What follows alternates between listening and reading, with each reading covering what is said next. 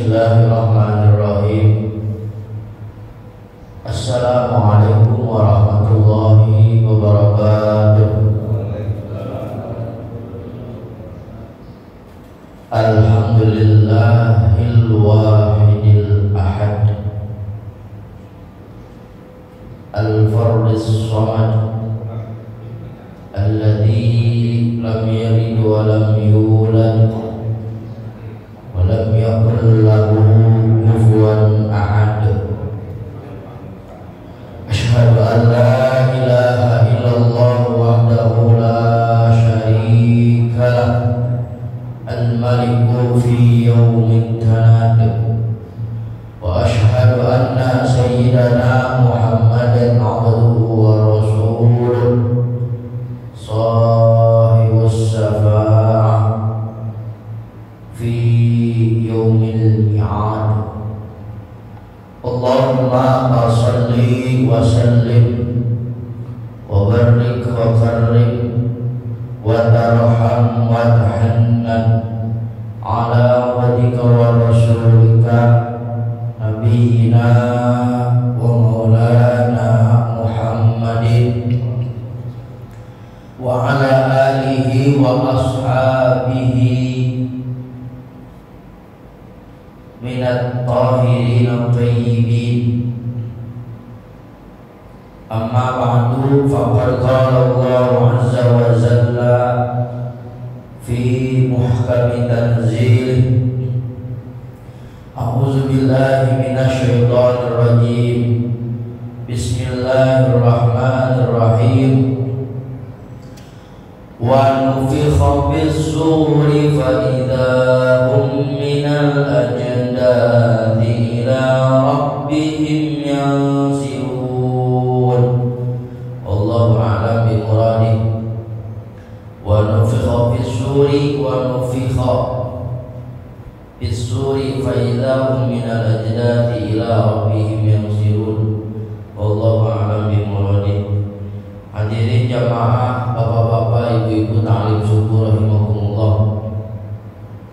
Puji syukur marilah sama-sama senantiasa kita panjatkan kepada Allah yang Maha Ghafur, yang telah mencucurkan kita ribuan nikmat-Nya kepada kita pada pagi yang mulia ini, sehingga dengan nikmat yang Allah berikan kepada kita, baik nikmat sehat jasmani dan rohani, sehingga kita masih dapat sama-sama melaksanakan sholat subuh berjamaah dan dilanjutkan dengan ta'lim subuh. Mudah-mudahan duduknya kita, i'tikafnya kita di dalam masjid ini menjadi perbendaharaan amal kita nanti di yaumil qiyamah.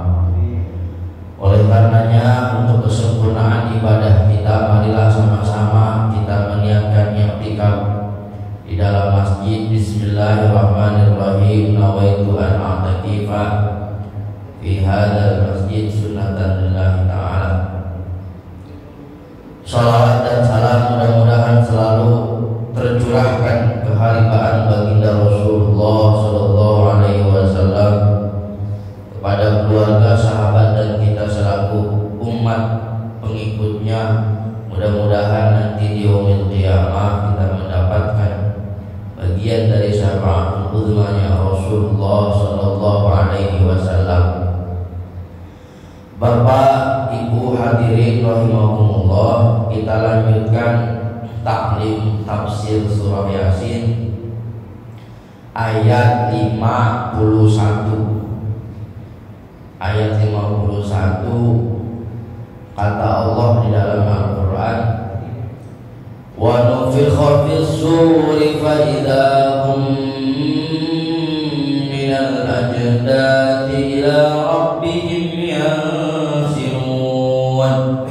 Wa nufikha, wallahu a'lam bimuradi. Wa nufikha, dan ditiupkanlah, bis-suri, pada sangkakala, fa'idahum, maka tiba-tiba mereka semua itu minal ajdadi, keluar dari kuburnya, ila rabbihim, menuju kepada Tuhan mereka, yansiluna, tegasnya yakhrujuna, yaitu mereka keluar.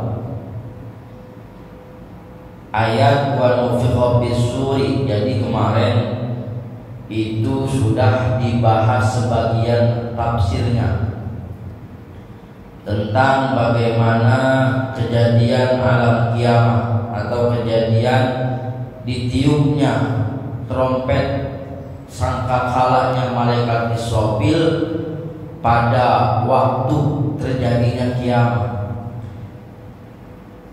Ada beberapa pendapat. Pertama, bahwa tiupan sangkakala itu 2 kali. 1 kali kaget membuat mati semua orang. Kedua, itu tiupan kebangkitan. Ada juga ulama yang memberikan tafsiran 3 kali. Pertama, tiupan mengejutkan. Yang kedua, tiupan kematian. Dan yang ketiga, tiupan kebangkitan. Itu yang kemarin. Terus tafsirannya berkenaan dengan di kalimat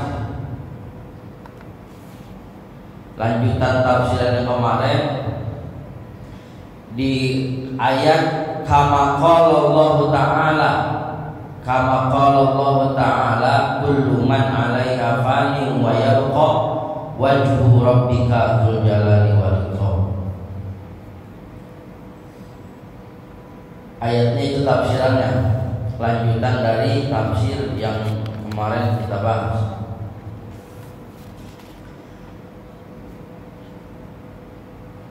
Setelah malaikat semua pada mati, termasuk wafi riwayatin, dan dalam sebagian riwayat yajibu datang opo al-khitabu khitab minallahi ta'ala, dari Allah Ta'ala, falyamut, maka matilah hamalatul arsy, malaikat penyangga arsy, fayamutuna, maka semua malaikat mati biiznillah, dengan perintah Allah Ta'ala, fayabqa, maka tersisa al-arsy, aras mu'allaqun, yang mengambang fil hawa, di udara. Tsumma yajibu, terus datang al-khitab, perintah Allah, ila Jibril, kepada malaikat Jibril, wa Mikail, dan malaikat Mikail, wa Israfil, dan malaikat Israfil, wa Israil, dan malaikat Israil, mutu, matilah kalian. Fayamutuna, maka termasuk malaikat Israil itu biidznillah mati. Fama baqiya, maka tidaklah ada yang tersisa alal ardi, di atas bumi, was samawati, dan di atas langit, ahadun, salah seorang, ghairullah, selain Allah Ta'ala. Jadi semua malaikat pada waktu itu mati semua, Bang Haji Hasyim, termasuk malaikat Israil yang tugasnya nyambutin nyawa. Jadi malaikat Israil itu makhluk Allah yang terakhir kali mati. Udah dicabutin sama malaikat Israil, kemudian kata Allah, wahai malaikat Israil, siapa yang masih hidup? Nggak ada ya Allah, cuman saya doang yang udah hidup, masih hidup. Maka kata Allah, ya sudah, cabut sendiri nyawamu. Malaikat Israil itu nyabut sendiri. Malaikat itu gede, Pak. Digambarkan malaikat itu punya sayap, ajnihah, sayap malaikat min masyariq ilal maghrib, dari timur ke barat. Itu satu sayap. Bagaimana kalau 700.000 sayap? Segede apa malaikat? Bisa kebayang nih. Tapi kalau Allah udah marah, kalau udah berhadapan dengan Allah, itu malaikat yang segede tadi sebutin satu sayapnya dari timur ke barat, kalau Allah udah murka, itu jadi kecil, kayak anak ayam kena disiram air. Itu malaikat. Kalau kita ya cuek aja, tiap hari sama Allah, enggak mikir perintah dan mengerjakan larangan Allah, ya biasa-biasa aja. Nah, jadi semua makhluk udah mati semua. Dalam ayat berikutnya, kullu man 'alaiha fani, setiap yang ada di bumi itu akan binasa, fani, hancur, wa yabqa, dan akan tersisa wajhu rabbika dzul jalali wal ikram, yaitu yang akan tersisa zat Allah dzul jalal yang memiliki kemuliaan, wal ikram, dan memiliki kebesaran. Dzul jalal yang memiliki keagungan, yang memiliki kebesaran, wal ikram, dan memiliki kemuliaan. Kullu man 'alaiha fanin wa yabqa wajhu rabbika dzul jalali wal ikram. Jadi semua yang ada di alam dunia itu hancur, yang bernyawa mati, kecuali zat Allah yang maha hidup. Tsumma yaqulu, kemudian berkat firman Allah Ta'ala salasa marratin, 3 kali. Kata Allah, limanil mulkul yaum. Tsumma yaqulu, kemudian berfirman sapa Allah Ta'ala halane maha luhur Allah salasa marratin, 3 kali. Limanil mulkul yaum, liman, mana raja, siapa raja yang masih hidup pada hari ini. Limanil mulkul yaum, sampai ulang 3 kali. Cuman kata Allah, mana raja yang hari ini masih hidup? Mana Firaun yang katanya dulu mengaku sebagai raja? Mana Namrud yang dulu katanya sebagai raja? Mana itu raja-raja yang sombong? Limanil mulkul yaum, Allah ngeraja pada waktu itu. Ini cerita tentang nanti di akhirat. Fala yujibu, maka tidak ada yang menjawab hu atas pertanyaannya dari Allah Ta'ala ahadun, salah seorang juga, salah seorang pun tidak ada yang menjawab. Fayaqulu, maka menjawab sapa Allah Ta'ala al-mahalul Allah mujiban, dengan jawaban linafsihi, dirinya sendiri. Karena nggak ada yang menjawab, udah mati semua. Jangankan Firaun, jangankan Namrud, malaikat Israfil sendiri, yang malaikat paling bengis, yang tukang nyabutin nyawa itu mati. Nggak ada yang hidup kecuali Allah. Makanya limanil mulkul yaum, nggak ada yang nyamuk. Maka Allah menjawab dengan sendirinya, lillahil wahidil qahhar. Lillahi, kepunyaan Allah lah, al-wahid, Tuhan yang maha esa, al-qahhar, yang maha memaksa dan maha mengalahkan. Tsumma yaqulu, kemudian berfirman sapa Allah Ta'ala al-mahalur Allah, ana akulah malikul muluk, raja dari para raja. Ainal muluk, mana yang katanya raja diktator. Wa ainal jabbarun, mana yang katanya raja tukang maksa. Wal mutakabbirun, mana yang katanya raja penyombong itu. Wa ainal ladina, dan mana orang-orang yakuluna, yang makan itu ladina rizki, terhadap rizkiku. Wa ya'buduna, dan menyembah itu ladina ghairi, selain kepadaku. Allah ketika itu, mana raja yang sombong? Nggak ada raja. Ana malikul muluk, saya raja yang dari segala raja, kata Allah. Ainal muluk wa ainal jabbar, mana raja yang sombong, mana raja yang diktator. Wal mutakabbirun, kemudian disinggung oleh Allah, wa ainal ladina yakuluna, dan mana orang-orang yakuluna, yang mereka pada makan. Hidup di dunia mereka pada senang-senang, hidup di dunia mereka pada gembira, hidup di dunia mereka menikmati rizki dariku, nikmat dariku, kata Allah. Wa ya'buduna ghairi, tapi sayang, wa ya'buduna, mereka itu yang alladzina ya'buduna ghairi, menyembah selain kepadaku. Mana orang yang dulu di dunia dia dapat nikmat dariku, dia hidup menjalani kehidupan semua nikmatnya dariku, tapi sayang wa ya'buduna ghairi, mereka menyembah ghairi selain kepadaku. Padahal yang memberikan nikmat itu aku, kata Allah. Orang-orang kafir yang diberikan nikmat oleh Allah tetapi tidak menyembah kepada Allah, itu disinggung nanti di yaumul qiyamah oleh Allah.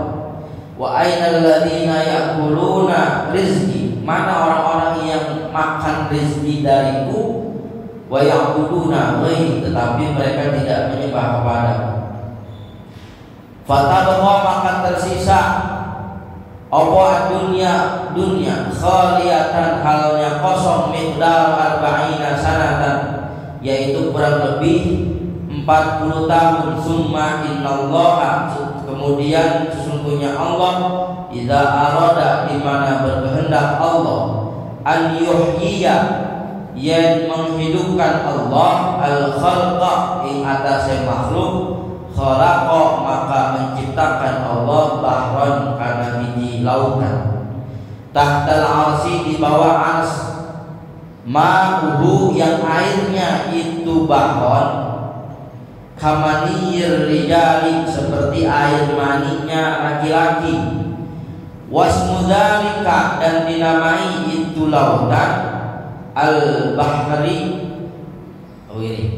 wasmu dzalikal bahri, dan dinamai itu lautan, bahrul haya, adalah lautan kehidupan. Wasmu dzalikal bahri, dan dinamai itu lautan, bahrul haya, yang disebut dengan lautan kehidupan. Jadi nanti setelah alam dunia ini hancur, patapot dunia, tetap dunia itu ada, cuma kosong, dijadiin lagi oleh Allah. Nggak ada orang, luas, lega, sepi. Arba'ina sanatan, kurang lebih 40 tahun. Setelah 40 tahun dunia ini kosong, Allah membuat sebuah lautan yang airnya kadarnya seperti air mani, sperma laki-laki, dan lautan itu dinamai dengan bahrul haya, lautan kehidupan. Wa yang turu, dan diturunkan hujan dari kalbahru, pada itu lautan, ala dunia, ke dunia, arba'ina yauman, selama 40 hari. Wa ba'da dzalik, dan setelah itu tanbutu, hidup. Setelah itu tumbuh atau muncul opo jasaduman, jasadnya wong fil ardi, di bumi, kanabatil bakilai, seperti tanaman kacang, firrobi, yang tumbuh di musim semi. Jadi nanti Allah turunkan hujan di tengah lautan kehidupan itu, maka tumbuhlah manusia yang tadinya mati jadi hidup, sama seperti nanam kacang kemudian tumbuh. Faqala, maka bersabda sapa alaihi salatu wassalam, Nabi sallallahu alaihi wasallam, kullu a'dha'il makhluk, setiap anggota tubuh makhluk, takunu, maka bukti itu a'dha romiman, hancur lebur. Anggota kita semuanya hancur, enggak tersisa. Kepala kita hancur, muka kita yang perempuan setiap hari dipoles pakai skincare hancur. Bapak-bapak mukanya sama juga hancur, tangannya hancur, kakinya hancur. Kullu a'dha'il makhluk, setiap anggota tubuh makhluk itu takun, bukti itu a'dha etaromiman, hancur. Illa salasu izamin, kecuali ada 3 tulang yang tidak bakal hancur. Semua hancur, tapi ada 3 tulang yang hancur.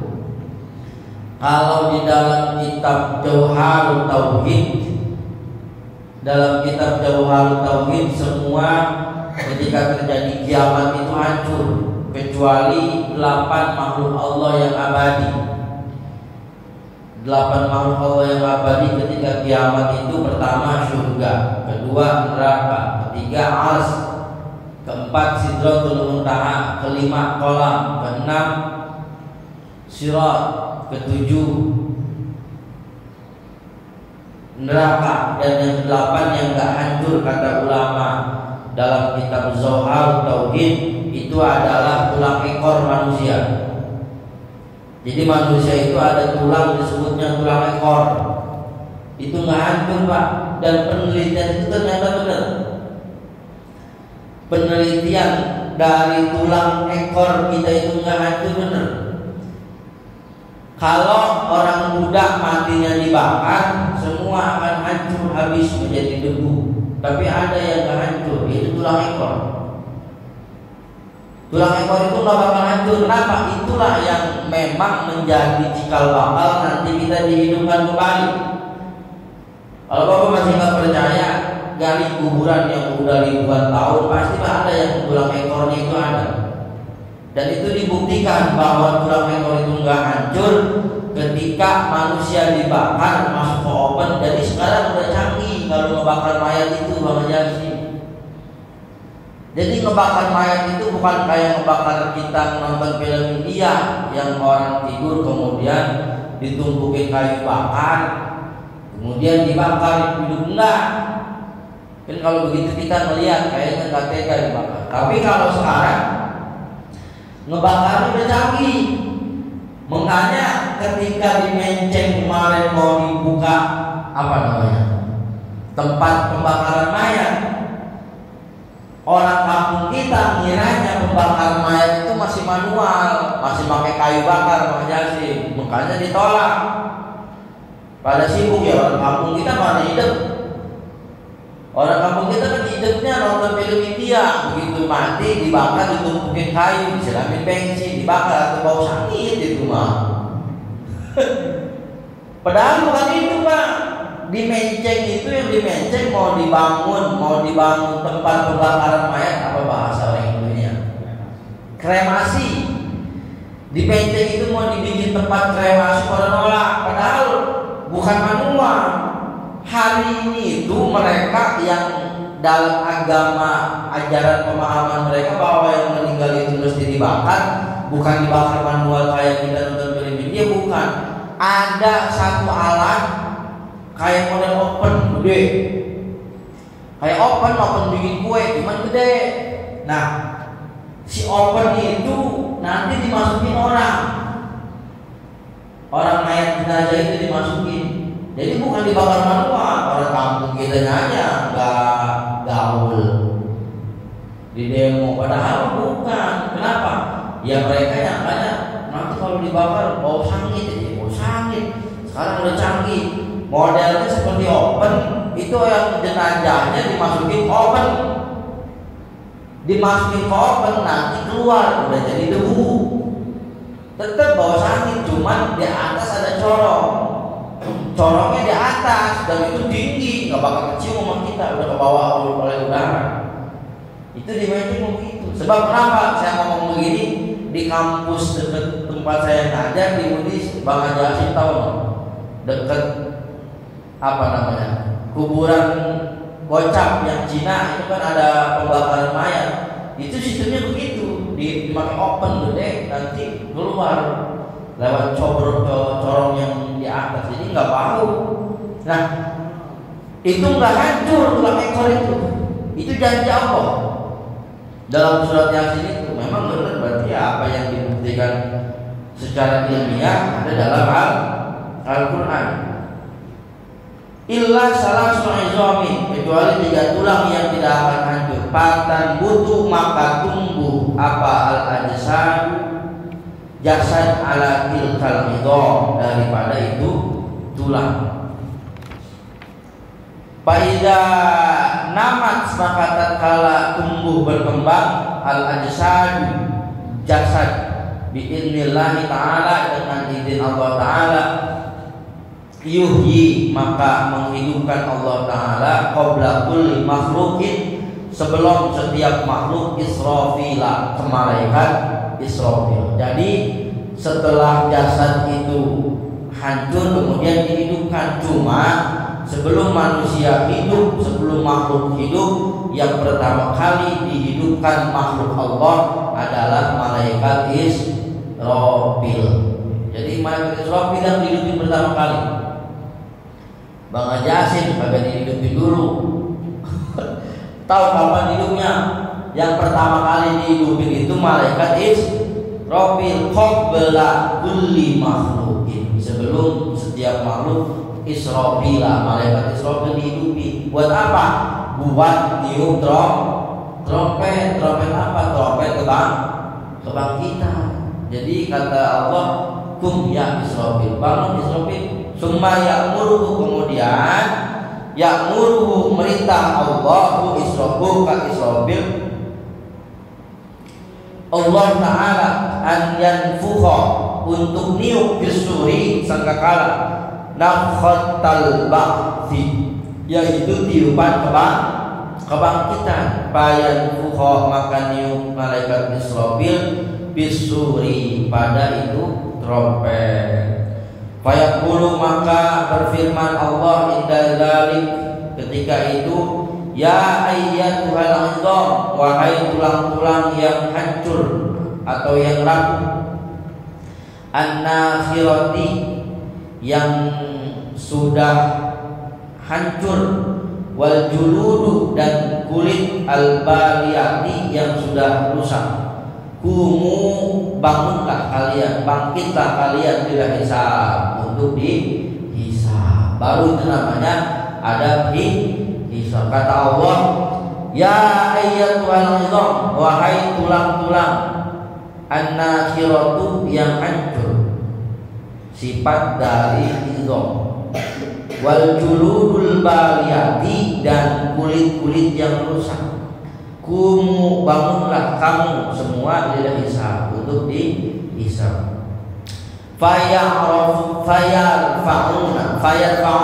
kemudian mengangkat, ru'usuhum, kepala mereka, kal mustaiqidhi, seperti orang yang bangun, minan naumi, dari tidurnya.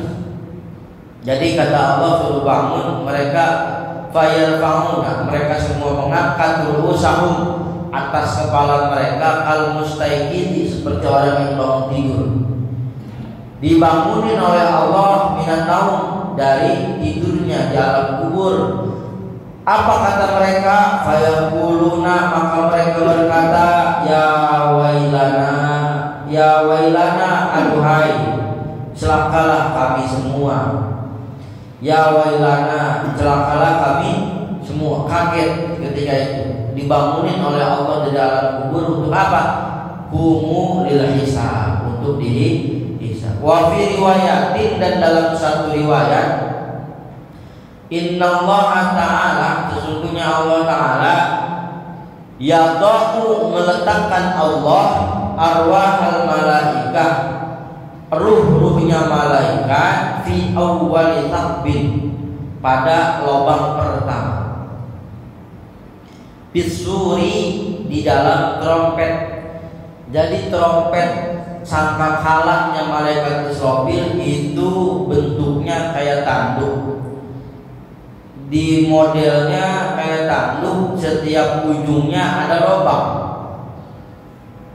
Ya begini dikatakannya, ya digambarnya kayak tanduk, dalamnya ada lubang. Lubang pertama itu ditempatkan ruh-ruhnya malaikat. Malaikat di lubang pertama, di trompetnya malaikat Israfil. Wa arwahal anbiya, dan ruhnya para nabi, fisaq bisani, pada lubang kedua. Jadi ruhnya para nabi, para rasul itu ada di lubang trompetnya kedua. Wa arwahal auliya wassolihin, dan ruh-ruhnya para wali dan para orang soleh, fisaq bisalis, ada di lubang ketiga, di trompetnya malaikat Israfil. Wa arwahal mu'minina, dan arwahnya orang-orang mukmin, wasyuhada, dan orang-orang yang mati syahid, fitab birrabi', ada di lubang keempat. Wa arwahal jinni, dan arwahnya atau ruh-ruhnya para setan dan jin, fisaq bil khamis, ada di lubang kelima. Wa arwah syayatin, dan arwah atau ruh-ruhnya setan, fisaq bisadis, ada di lubang ke-6. wa arwahal kufar, dan ruhnya orang-orang yang kafir, wasailil hayawanat, dan setiap ruhnya hewan-hewan, fitab bisabi', ada di lubang ketujuh. Jadi trompetnya malaikat Israfil ada 7 lubang. Lubang pertama ditempati oleh para arwahnya malaikat. Lubang kedua ditempati oleh ruhnya para nabi. Lubang ketiga ditempati oleh ruhnya para aulia usholihin. Lubang keempat ditempati oleh jin. Lubang kelima ditempati oleh arwahnya setan. Lubang keenam oleh para orang kafir. Dan yang terakhir pada lubang yang ketujuh ditempati ruhnya para hewan. Jadi semua ruh ngumpul di dalam trompet itu. Li'anna nabiyya, sesungguhnya Nabi sallallahu alaihi wasallam, lamma su'ila, ketika ditanya anisur, tentang trompet atau sangkakala, qala, maka bersabda Nabi, huwa, maka itu trompet atau sur, kornun, itu bentuknya seperti tanduk. Tuluhu, yang panjangnya itu kornun, masiratu sab'ati alafi sanatin, perjalanan 7.000 tahun. Wa fihi sab'atu sukubin, dan daripada itu kornun atau trompet, sab'atu sukubin, ada 7 lubang. Min saqabin, dari setiap lubangnya, ila saqabin, kepada lubang yang lain, masiratu alfi sanatin, yaitu perjalanan kurang lebih 1000 tahun. Jadi ketika itu baginda Rasul ditanya oleh sahabat tentang trompet sangkakala. Wahai Rasul, sangkakala itu seperti apa? Rasul menjawab, huwa qarnun, seperti tanduk. Tulu masiratu sab'ati alafi sanatin, yang panjang tanduk itu 7.000 tahun perjalanan. Tanduk panjangnya 7.000 tahun perjalanan. Jadi kalau kita berjalan untuk mengukur panjangnya tanduk 7.000 tahun. 7.000 tahun berarti 1.000 tahun aja udah berapa panjang? 7.000 tahun itu panjangnya sangkakala, trompetnya malaikat Israfil. Setiap lubang ke lubang yang lain itu 1.000 tahun. Tadi kan ada 7 lubang. Dari lubang ke-1 ke lubang kedua itu panjangnya, kalau kita mau mengukur pakai jalan, perjalanan 1.000 tahun. Lubang pertama ditempati oleh arwahnya para malaikat. Dari lubang pertama ke lubang kedua yang ditempati oleh malaikat, oleh nabi dan rasul, itu 1.000 tahun. Masiratu alfi sanatin. Wa fi riwayatin, dan dalam sebagian riwayat, bi ada di kulli ruhin, setiap ruh fihi saqbun, setiap ruh fihi saqbun, sesuai jumlah seluruh ruh satu lubang, satu ruh. Jadi satu lubang, satu ruh, tadi sudah dijelaskan. Sumayang muru, kemudian merintah sapa Allah Ta'ala Israfil, malaikat Israfil, an yanfuha, supaya niup malaikat Israfil bisuri, pada itu sangkakala. Fayanfuha, maka meniup malaikat Israfil bisuri, pada itu sangkakala. Fatahruja, maka keluar. Siapa yang keluar? Jami'ul arwah, seluruh arwah, min ajnasil makhlukin, dari semua jenis makhluk, minasuri, dari sangkakala. Jadi nanti tiupan yang selanjutnya, kata Allah, Israfil tiup trompetnya. Ketika ditiup, itu arwah yang tadi ada di setiap lubang pada keluar, berhamburan, berterbangan. Ruhnya malaikat, ruhnya nabi, ruhnya setan, ruhnya orang-orang soleh, ruhnya syuhada, itu semua keluar. Jadi kalau dibayangin, kalau kita niup trompet, kita taruhin itu pasir atau bibaroin itu kapas, maka pada terbang. Fatakhruja, maka keluar arwahul mukminin, arwahnya orang-orang mukmin, khadau isyiraj, seperti terangnya lampu. Orang mukmin arwahnya keluar dari itu sangkakala, dari trompet, khadau isyiraj, seperti sinar lampu. Wa arwahul kufar, dan arwahnya orang-orang kafir, wal munafiqin, dan orang-orang munafik, mithlul qay, seperti nanah. Jadi yang orang mukmin itu ruhnya keluar ketika ditiup dari trompet sangkakalanya malaikat Israfil, khadau isyiraj, seperti cahayanya lampu. Wa arwahul kufar, orang-orang kafir ketika keluar ruhnya, mislul qay, seperti nanah. Sumayaqul, kemudian berfirman Allah Ta'ala, wa izzati, dan demi keagunganku, wa jalali, dan kemuliaanku, ana Allah, saya adalah Allah, Rabbul Alamin, Tuhan semesta alam. La adkhulanna, sungguh aku akan memasukkan kamu semua, kulla ruhin, setiap ruh, ila qalabihi, ke jasad masing-masing, alladzi kana, yang ada itu jasad, fihi, di itu jasad, fi dari dunia, ketika ada di alam dunia.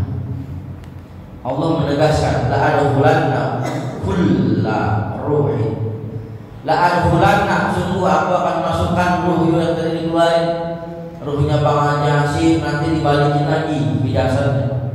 Jadi pisahnya jasad dengan ruh itu di alam dunia, nanti jasad dan ruh kita dikembalikan lagi. Kita ya balik lagi, gak bakal tukar. Ila qalabi, kepada tempatnya itu jasad. Karena fi dari dunia, sama ketika di dunia. Jadi jasad ruh kita itu nanti dikembalikan lagi.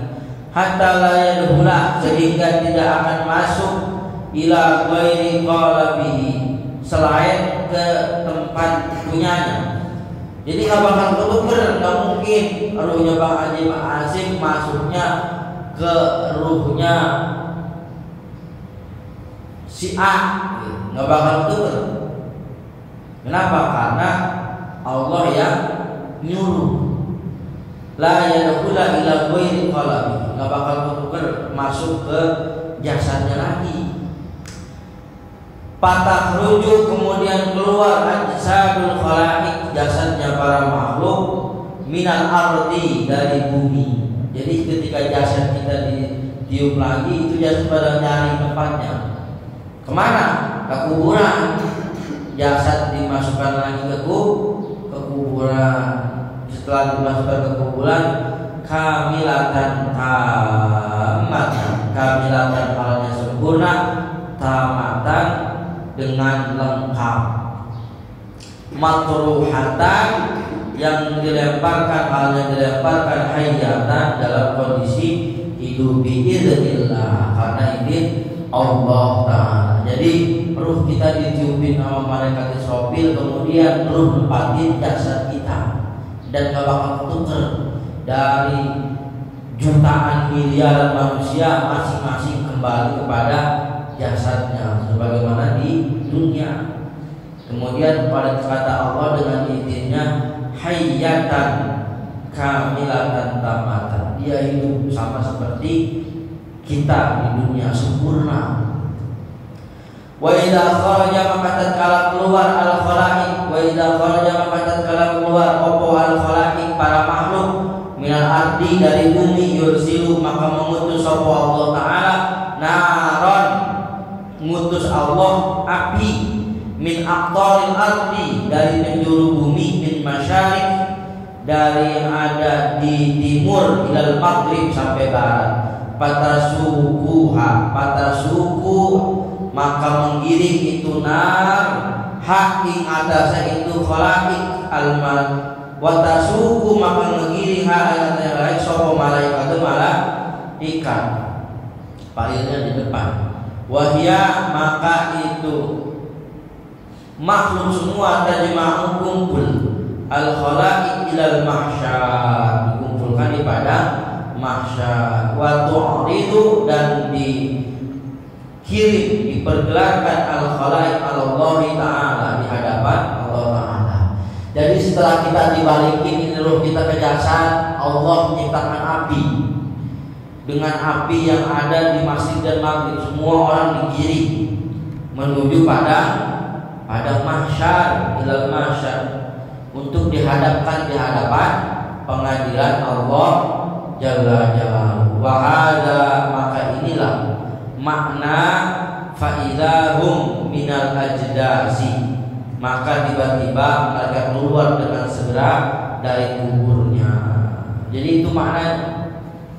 Nanti kita tiba-tiba keluar dari kubur. Jadi nggak sampai di alam kubur doang, nanti dibangkitkan. Kapan? Di kiamat.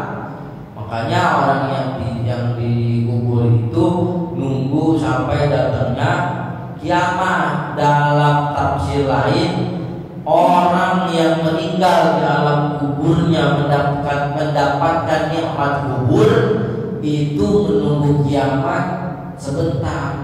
Kata Allah, ketika si manusia itu mati kemudian dikubur, naum kanaumatul ams, tidurlah kamu seperti tidurnya pengantin.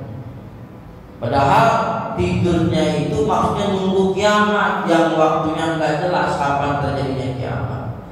Tapi karena mendapat nikmat kubur, maka orang tadi tidur seperti tidurnya pengantin. Artinya sangat singkat dan gak terasa, tiba-tiba sudah pagi hari. Bang Jasin waktu masih muda tidur jam 9, tahu-tahu udah jam 7, gak terasa. Kenapa? Karena tidurnya pengantin. Tapi coba kalau tidurnya di rumah sakit, tidur di rumah sakit semalaman kayaknya lama kalau tunggu pagi. Coba dah. Kenapa? Karena mendapatkan cobaan, siksaan hidupnya sakit. Coba di rumah sakit aja, pagi kayaknya pagi lama amat ya. Dia bangun, tahu-tahunya baru jam 1 malam, masih 5 jam lagi ke subuh. Kayaknya lama amat di rumah sakit. Sore dia tidur di rumah sakit. Kata dia mau udah pagi kali, nanya sama anaknya yang nungguin jam berapa, baru jam 10. Saya lama amat ini. Kayak begitu. Jadi yang mendapatkan siksa, bukan siksa, mendapatkan azab kubur, siksa kubur yang lama, nunggu hari kiamat lama, pengen buru-buru gitu.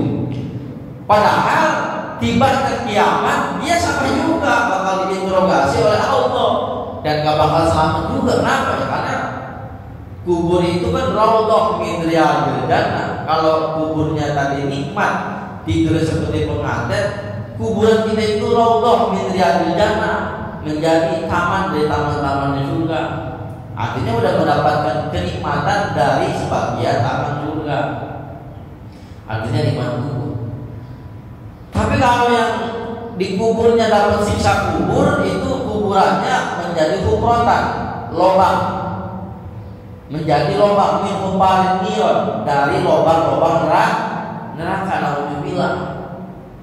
Bagaimana perasaannya yang tadi Bu? Lama banget mungkin kiamat. Jadi yang di alam kubur itu sebenarnya mungkin kiamat. Kalau yang dapat siksa kubur ya disiksa terus. Menurut kitab yang lain, dia percaya apa lagi ya? Kalau misalkan nggak percaya, bapak mau percaya ya mati duluan. Mati duluan, terus saya kirimin doa dari sini sampai berkagak gitu. Tapi kan kata ulama begitu. Ya kalau misalkan nggak percaya berarti nggak percaya juga sama Al-Quran. Kalau nggak percaya sama Al-Quran, jangankan satu surat, satu huruf, satu ayat aja kita nggak percaya sama Al-Quran, itu murtad. Lihat di dalam Kitab Mu'in. Ini kan Quran yang ngomong, bukan secara kitab ulama menerka-nerka. Makanya ada orang yang ngomong, aduh akhirat itu cuman apa bahasanya, patah morgana, orang yang terlalu jauh angan-angannya. Itu hanya gambaran dari pemikiran dia, nanti begini-begini, kan belum jelas. Ya memang nggak kelihatan, itu ya memang gaib. Kan ada dalam surat awal-awal Al-Baqarah, Alif Lam Mim Dzalikal Kitabul La Raiba Fihi. Terus ayat-ayat Al-Baqarah pertama itu iman kepada yang gaib. Jadi kalau misalkan ada yang kagak percaya dengan alam kubur, nikmat dan siksa kubur, dipertanyakan keimanannya. Allah yang bilang, berarti nggak percaya sama Al-Quran. Jangan satu surah, satu ayat aja kita nggak percaya sama Al-Quran, maka hukumnya murtad. Dalam kitab Fathul Mu'in itu ada. Itu jadi kayak begitu lama nungguin kapan kiamat itu, nungguin kapan kiamat. Sedangkan yang mendapatkan nikmat kubur ya tenang aja, udah tidur aja, udah tidur. Nanti bangun-bangun kiamat, kaget sama udah kaget kayak dibangunin. Yang mukmin mendapatkan nikmat kubur kaget, yang mendapatkan siksa kubur kaget. Apa katanya ketika dibangunin nanti di ayat berikutnya? Qalu ya wailana man ba'athana min marqadina. Kan kita kan sering baca Yasin. Nah itu qalu ya wailana man ba'athana min marqadina hadza ma wa'ada ar-rahman wa sadaqal mursalun. Baru tadi terasa. Ayat berikutnya kata Allah, qalu, mereka berkata, ya wailana, aduhai celaka kami, man ba'athana, siapa yang membangkitkan kami, min marqadina, dari tempat tidur kami, dalam kurung kubur. Jadi semua nanti kaget, yang dapat nikmat kaget, yang dapat siksa di kubur juga kan kaget. Ibarat pengantin tidur tadi kesiangan, Bang Yasin orang muda pengantin tidur siang digebrak sama mertuanya, bangun udah siang, kaget, siapa sih ngebangunin gua? Yang di rumah sakit juga kaget, bangun udah siang. Jadi nanti di alam kubur dibangunin oleh Allah. Maka dalam ayat berikutnya, qalu ya wailana, wah celaka kami semua, memba'athana, siapa yang membangunkan kami, min marqadina, dari tempat tidur kami. Ayat 52. Kita lanjutkan esok hari kalimat ya wailana memba'athana min marqadina, aduhai celaka kami, siapa yang membangunkan kami dari tempat tidur, yaitu alam kubur. Mudah-mudahan ada manfaatnya dan bisa menambah keimanan serta ketakwaan kita kepada Allah. Kita tutup ta'lim kita sampai ayat 52. Qalu ya wailana man ba'athana min marqadina hadza ma wa'ada ar-rahman wa sadaqal mursalun. Wallahu a'lam bishawab. Assalamualaikum warahmatullahi wabarakatuh.